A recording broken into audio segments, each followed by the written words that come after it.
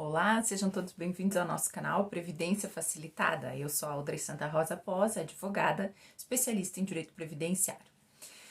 Então, hoje nós vamos dar uma dica maravilhosa para vocês e que resume muita coisa do direito previdenciário. Vai ser útil tanto para quem quer se aposentar bem, para quem quer se aposentar antes, para quem quer conhecer um pouco mais do direito previdenciário e até para outros colegas advogados que queiram começar nessa área do direito previdenciário, porque são 8 dicas valiosíssimas para se aposentar bem e mais cedo. E eu quero pedir para vocês ficarem até o fim, porque a última dica é maravilhosa e mais importante de todas, tá? Então, se vocês quiserem ir comentando para tirar as dúvidas, a gente vai esclarecendo. Quem gostar, dá um likezinho e se inscrevam no canal para que vocês possam continuar aproveitando essas dicas de ouro que nós vamos estar repassando para todos os interessados, ok? Então, começando nossas 8 dicas para se aposentar mais cedo e melhor, vamos começar pela número 1, que é o Cadastro Nacional de Informações Sociais.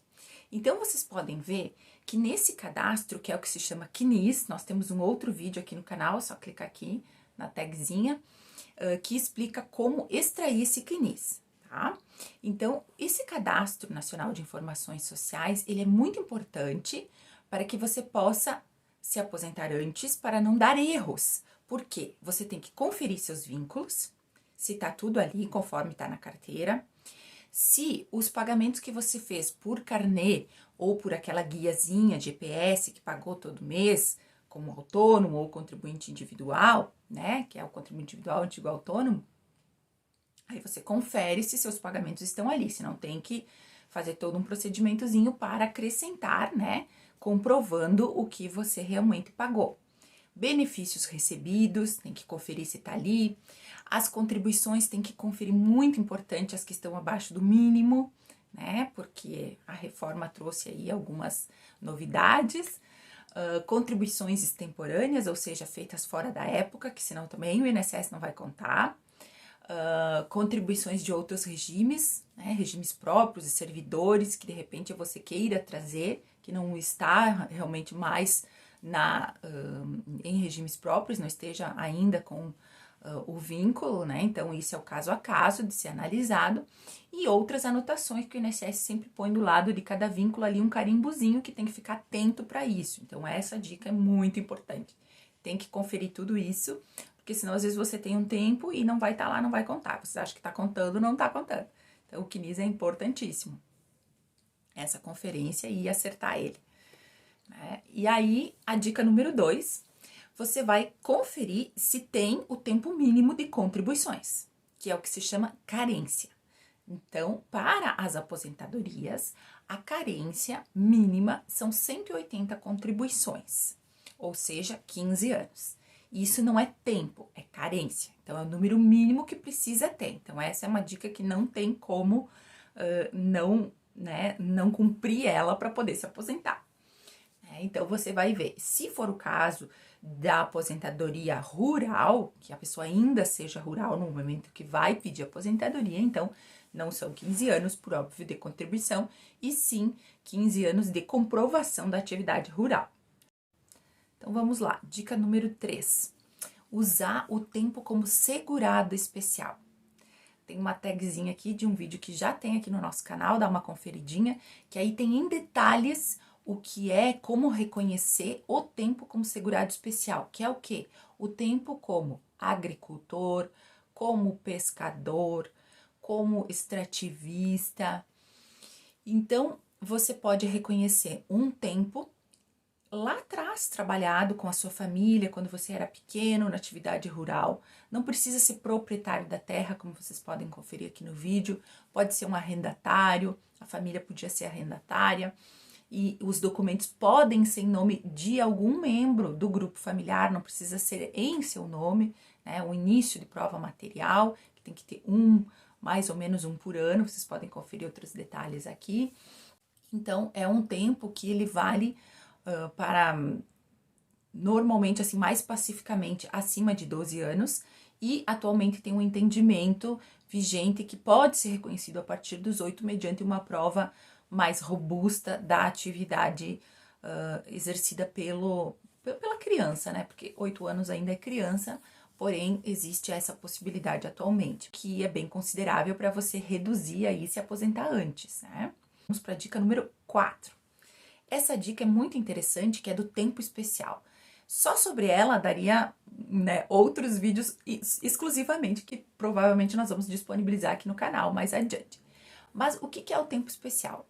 É um tempo trabalhado sobre condições que são nocivas, que fazem mal à saúde do trabalhador. Então, ele tem duas possibilidades. Trabalhador que exerceu atividades assim: a saúde, né, nocivas à saúde, ou a integridade física. Ele pode ou usar só o tempo especial, que é só esse tempo trabalhado nessas condições que fazem mal à saúde. Aí ele tem que comprovar menos tempo de serviço, ok?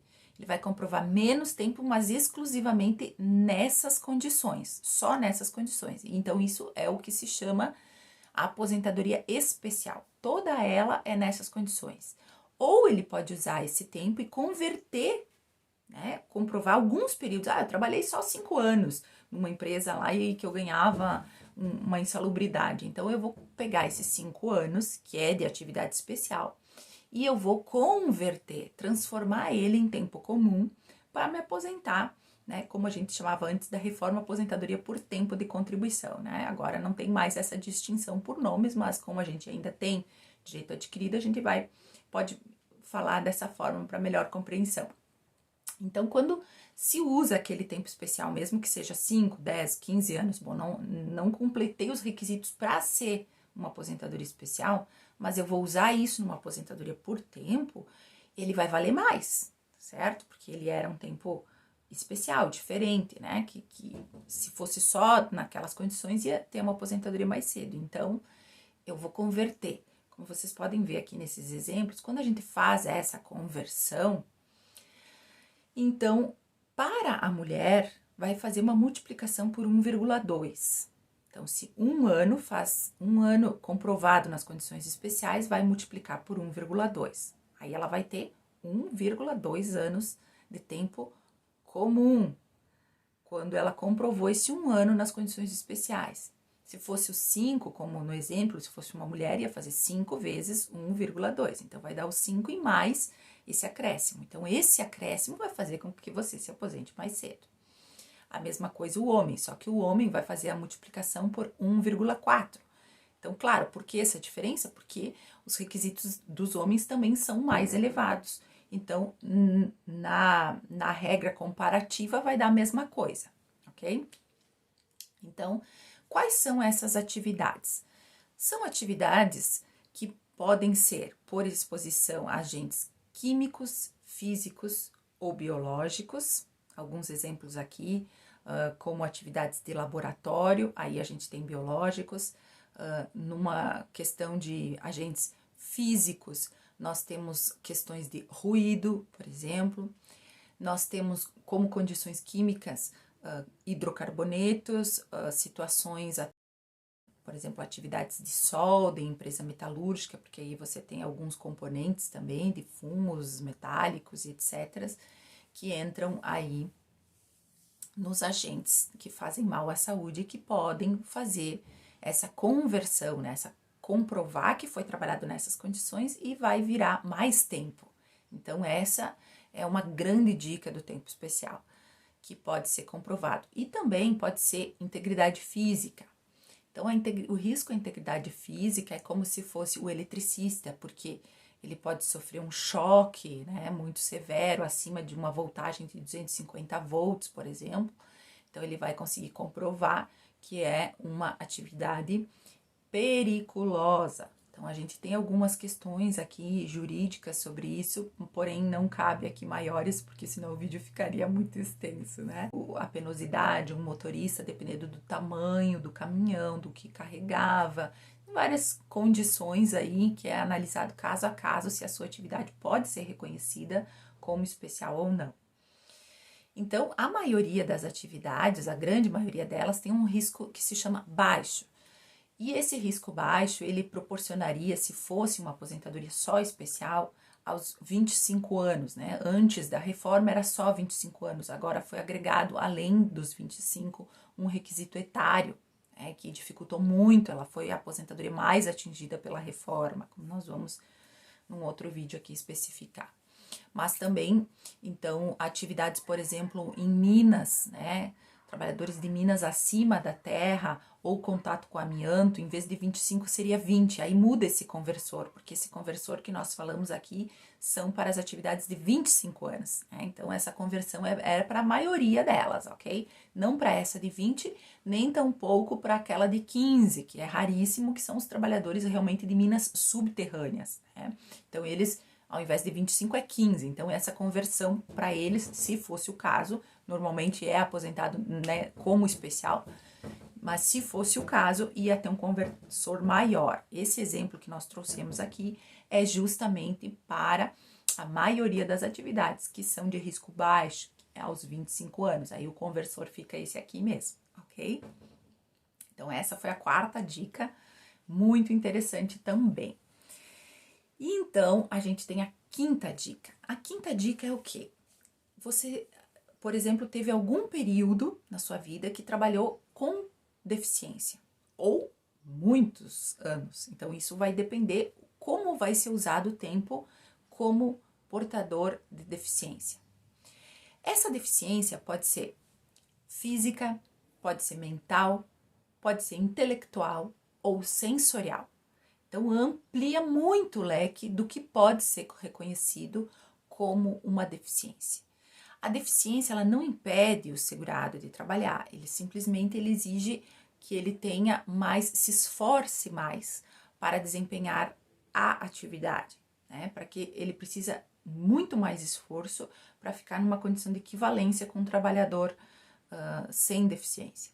Ele vai ter esse apoio, digamos assim, da legislação para se aposentar antes. Ele precisa sempre de comprovação. E pode ser a aposentadoria, como na especial, tem a aposentadoria do segurado, né, que tenha deficiência. Então, a gente vai falar aqui na aposentadoria por tempo de contribuição da pessoa com deficiência ou por idade da pessoa com deficiência.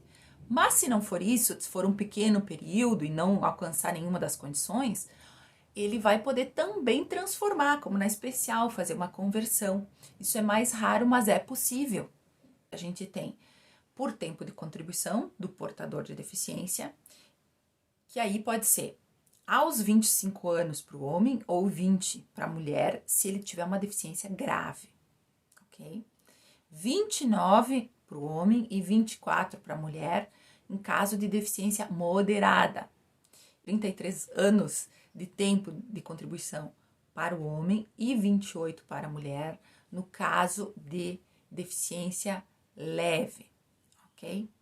Então, essa deficiência é medida com perícia médica e perícia com assistente social, que vai dizer qual é o grau de deficiência daquele segurado no momento do requerimento, né? Se tem no momento do requerimento ou se foi anterior, se vai cumprir os requisitos para ter essa redução no tempo de contribuição. Ou ainda a aposentadoria por idade do deficiente, né? Que seria aos 60 anos para o homem, 55 para a mulher, independente do grau de deficiência, bastando que 15 anos seja de comprovada existência da deficiência, durante 15 anos na aposentadoria por idade do deficiente. A sexta dica é para aquelas pessoas que trabalharam sem carteira assinada. Dá para reconhecer? Dá para reconhecer. É um pouco difícil? Sim, mas é possível. Então, você vai precisar do quê? De um início de prova material. Algum documento, alguma coisa que você tenha assinado, recibos que você tenha guardado, ou talvez um pagamento que foi feito direto em conta bancária, ou uma convenção da categoria que de alguma forma conste ali seu nome, documentos que você tenha assinado, que você tenha guardado. Então, várias situações aí que podem servir, mas é preciso sim um início de prova material e que provavelmente vai ser exigida também testemunhas, né, para corroborar. Então, é uma prova um pouco mais difícil, mas ela é possível. Então, isso reduz também o tempo que a pessoa, né, se fosse hoje contar ali, vai lá na simulação, não, né, do INSS, ela é muito falha porque ela não vai alcançar essas dicas todas, né?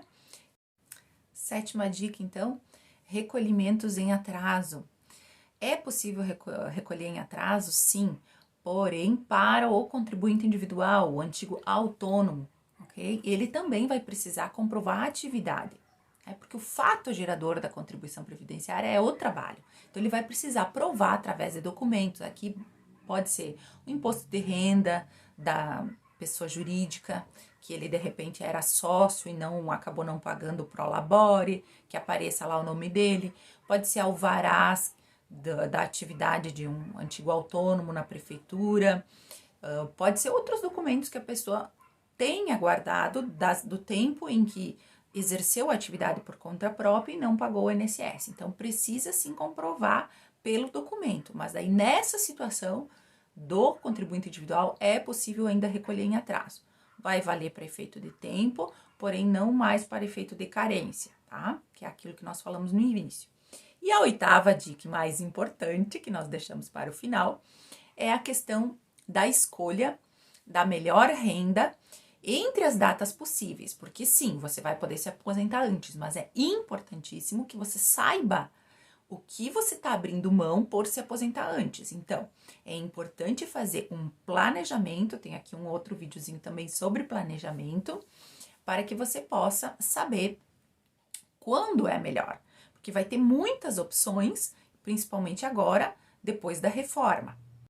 Então, nessa oitava dica aqui, a gente tem aqui um exemplozinho de, por exemplo, uma escolha, ok?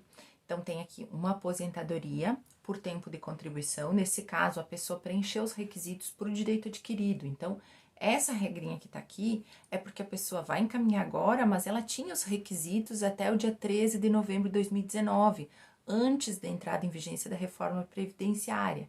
Então, aqui ela vai optar se ela quer essa regra ou tantas outras que ela se encaixa, que é isso que o planejamento mostra para você. Bem direitinho, com relatórios, com cálculos, quando você tem o direito e que valor.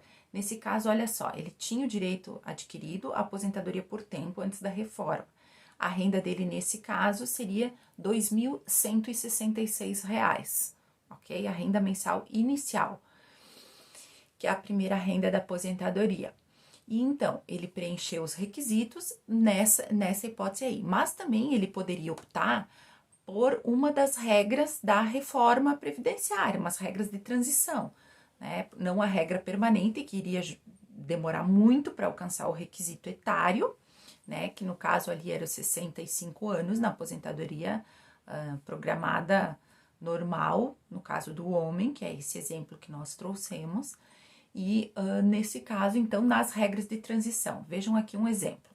Então, tem aqui uma regra, por exemplo, de transição de pontos, em que essa pessoa iria completar os requisitos 2 de agosto de 2026. Então, ela poderia se aposentar agora, com aquela renda que nós falamos ali, mas se ela aguardar um pouquinho, digamos ali uns 5 anos aproximadamente, ela vai poder ter uma renda de R$ 3.666, como vocês podem ver aqui.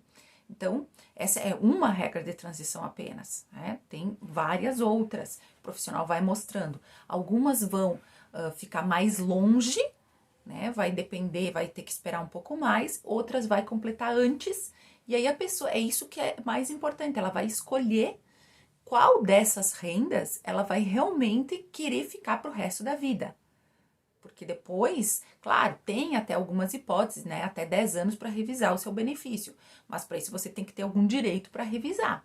A princípio, é algo que você tem que dizer, não, eu aceito e eu vou ficar com essa renda.